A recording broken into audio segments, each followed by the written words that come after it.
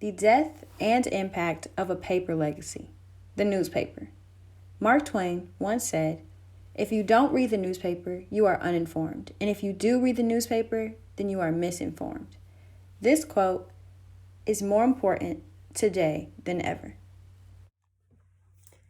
The history of newspapers reflects human culture, political, socioeconomic turbulence, and a struggle for power and influence that spans centuries. The newspaper is a foundation for mass media, and yet the newspaper industry is experiencing a drastic decline. In this video presentation, I plan on taking you through my own critical analysis of why I believe the newspaper industry is experiencing a rapid decline, both in America and around the world. As the newspaper industry declines, I will also outline the expected future of how information will be conveyed and how citizens will be informed going forward.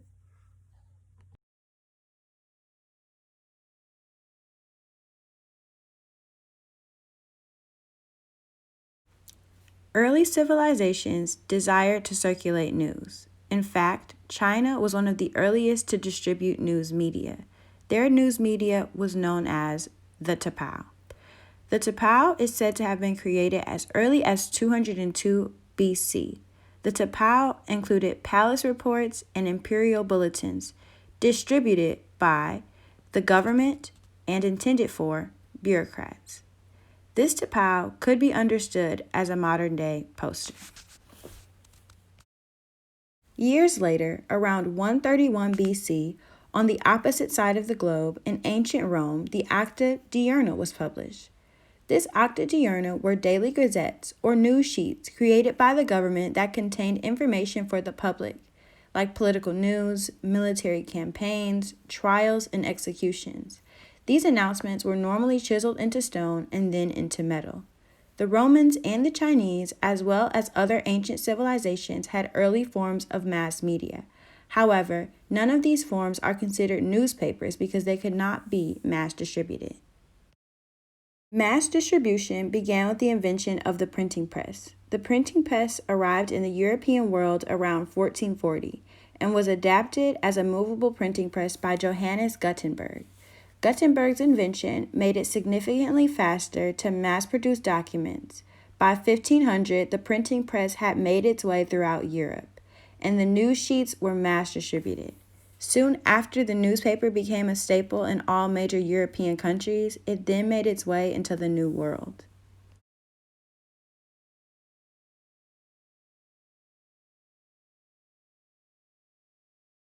The first true newspaper was mass distributed around 1690, when the Public Occurrences, both foreign and domestic, was published in Boston. The publisher of this newspaper was arrested for including political criticisms, and his newspaper was suppressed and all copies were destroyed. In the beginning of the publishing of newspapers, there was no such thing as the freedom of press. This right came about first through the English Parliament that promoted the idea of freedom of press. In 1791, the freedom of press was guaranteed a right in the United States by the passing of the First Amendment in the Bill of Rights. By the end of the Revolutionary War in 1783, there were 84 newspapers published in the colonies, and by 1814, that number increased to 346 papers.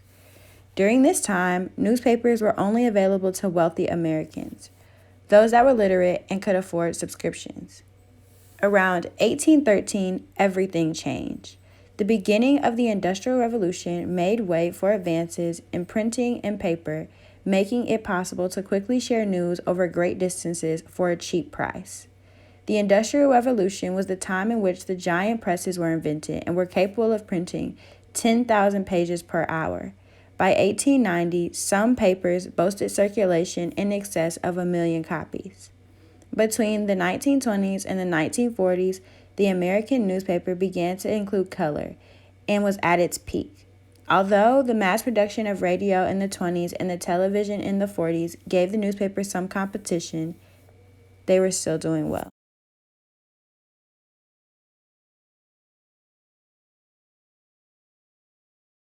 During the Industrial Revolution, advertising was done primarily in newspapers. In fact, newspaper profits came only from sales and advertisements. As a result, the field of advertising began to develop. Newspapers started to expand, and job creation also began to increase. Investigative reporting was a job that became heavily coveted during this time. In 1963, by all measurable standards, newspapers were doing better than ever, declared Lloyd Went, editor of the Chicago American. In 1964, Went said that there are more jobs in newspapers today than ever before. He said, more highly educated persons are employed in newspapers than ever before, and more space is devoted to news and interpretation. His claim matched the facts for the newspaper industry. In the 1960s, the news industry was at its peak. During the 60s, the circulation and revenue of newspapers was just beginning to drastically rise.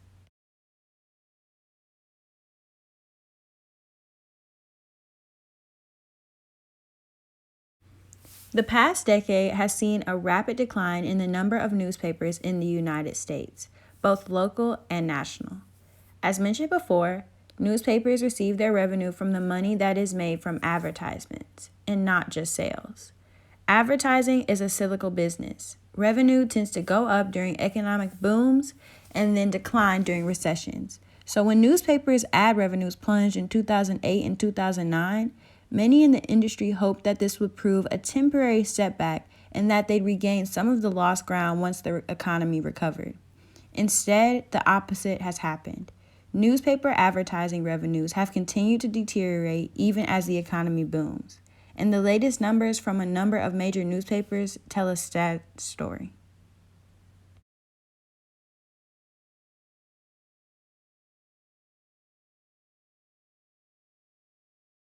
In the digital age, technology and social media could be the reason that the newspaper industry is dying worldwide.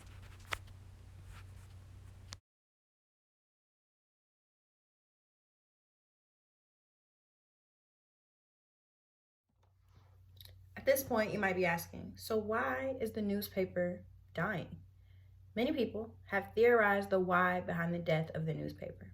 And in short, the following reasons could be to blame for why: the internet, the cost, low funding, low interest, the environmental impact, and the field of journalism being in a downward trend, and slow gratification. William Welch, a retired journalist from USA Today, believes that the decline is because of technology. He mentions that as the internet grows, advertisers will want to change their tactics on where and how they want to advertise to gain further profit. In terms of cost, digitally communicating information is cheap and it's fast, so it appeals to advertisers. The lower the cost and data available from digital advertising has been attractive to businesses who once advertised regularly in newspapers. That decline in advertising has meant a decline in revenue for the newspaper industry. In order to compete, newspapers have increased their sales and subscription prices. For consumers, newspaper circulation has declined as a result of the higher cost of a newspaper and the price of a subscription. Some companies, like the New York Times, have been successful in having consumers pay for subscriptions to its news, but many other companies have failed. In regards to low funding, advertisers have become unwilling to sell their ads in print newspapers due to popularity of digital media. Advertisers are the real customers of newspapers, as advertising accounts for most of their income and not just sales. Companies rely heavily on the income coming from advertisers because readers tend to not have the incentive to pay for information that can easily be found free elsewhere, despite the possibility of consuming faulty information, i.e., fake news. Everyone is equipped with a camera and a device to show the entire world what they see. This has led to a steep decline in professional journalism of all forms, encompassing both the quality of journalism and its viability as an industry. Eventually, this decline spirals into a disastrous cycle of worsening quality. Employers cannot afford to pay good journalism for good journalists, which leads to a weaker product, which creates less consumer demand, which then leads to less revenue, and so on. An attempt to save the environment could also be seen as a reason behind why one should not purchase a newspaper. Environmental concerns are often a reason that people say newspapers should no longer be of importance, wasting trees, wasting paper, wasting ink. However, the environmental difference between dead tree newspapers and their online editions is a lot smaller than you might imagine. In fact, there are learned experts who contend that traditional newsprint ultimately comes out ahead, at least in terms of net carbon dioxide emissions. My personal analysis is this. Most people, like William Welch, will blame the increase of technology, the environment, or the cost and lack of funding as the reasons for why the newspaper industry is experiencing a drastic decline. Despite popular belief, I believe that the fall in print sales cannot be attributed to a single reason. But I think that our current society and media has played a large role in its decline. The desire for instant gratification and the wanting for the most outcome with the least amount of effort is why I believe the newspaper industry is experiencing a drastic decline. People desire to gain more information by reading less. They want to receive as much information by paying nothing. And I believe that that cultural change is the reason for why the newspaper industry is dying.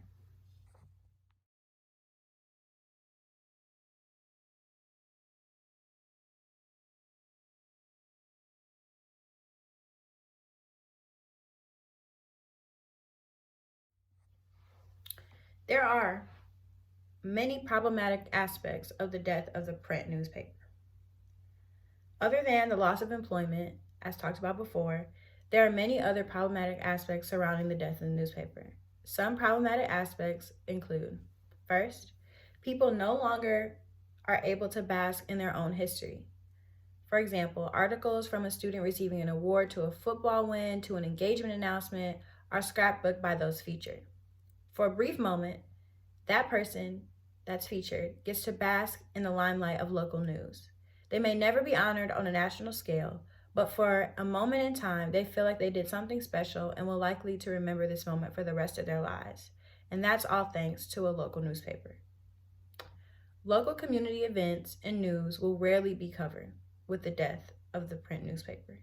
The majority of newspapers exist in small towns and cities.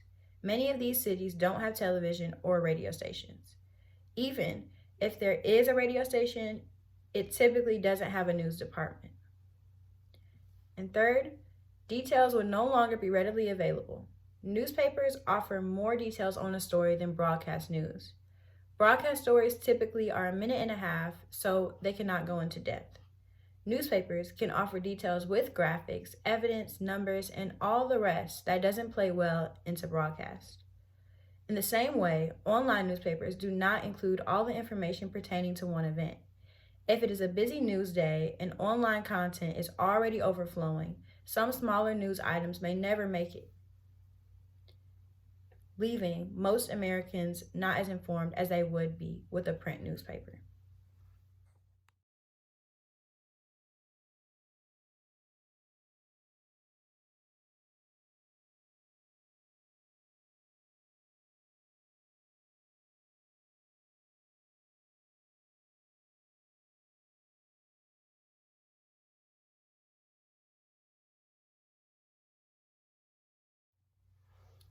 And with any other business, there are some not so problematic aspects of the death of the newspaper. The first is a modest increase in jobs. After 2014, other news producing sectors, especially digital native organizations, offset some of the losses at newspapers, helping to stabilize the overall number of U.S. newsroom employees in the last 6 years. And secondly, now news is basically free. The price tag of a print newspaper, though small, is not an issue for online readers. Many people don't see the point in buying a print newspaper if they believe that they can get all the news they need online for free.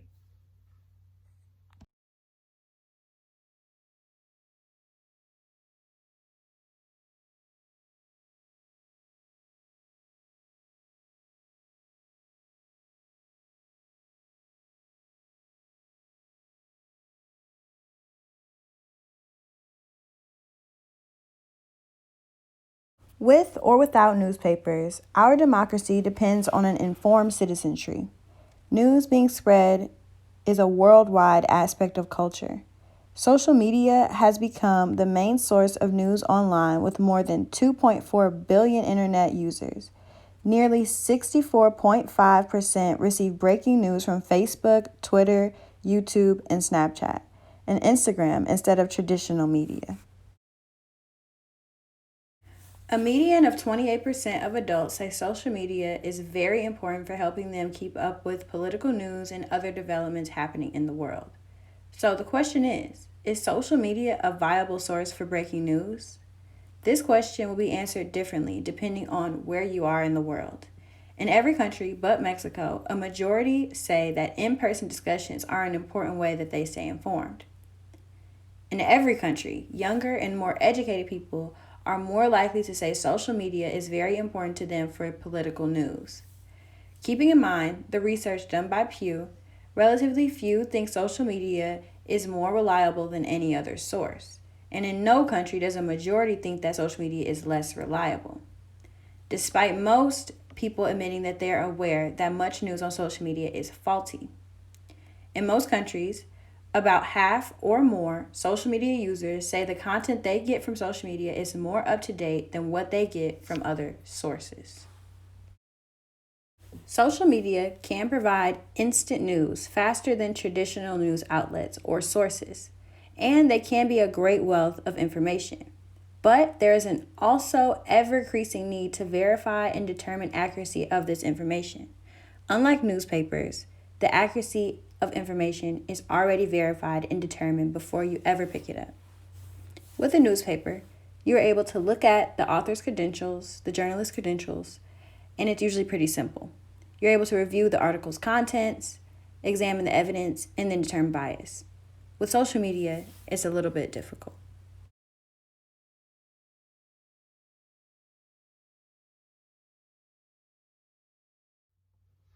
The future of print newspapers does not look very bright, given the lack of revenue and the ever-increasing societal changes of wanting the quickest gratification with the least amount of effort. There are groups of people that are fighting for the longevity of print newspapers, despite the lack of revenue and circulation. While others say that print newspapers, as we have known them, are dying, they believe that we should focus on rebirthing and maintaining the journalistic style that is unique to newspapers. The Los Angeles Times has put out many articles including ways in which we can help the newspaper stay alive. Some practical ways include, first, providing no or low interest government loans for new startups and company publications. So it would be easier for smaller local news to start up because they would have the government backing them. And secondly, classifying local journalism as a public service profession and making journalists eligible for federal loan forgiveness, just like lawyers, nurses, teachers, veterinarians who work in undeserved communities. So news industry would not lack qualified journalists because journalists would be able to go to school and not have to pay a whole bunch of loans back, and then that would no longer be a big problem. These two practical solutions acknowledge the importance of both revenue and debt, as well as highlighting the maintenance of keeping the art of print journalism and all its stylistic features alive. I think that from a business perspective, any industry must be able to constantly reinvent itself. And it's no secret that most people do not see the value in the print newspaper. And I also believe that it's the newspaper's job to make people care again, although maybe not in the same way as it has in the past. The Los Angeles Times encourages the newspaper industry to rethink and reinvent the print newspaper by leaning on a restructuring of policy and a bit of help from the government. I think that the newspaper industry faces two realities: reinvention through the help of outside industries, or death.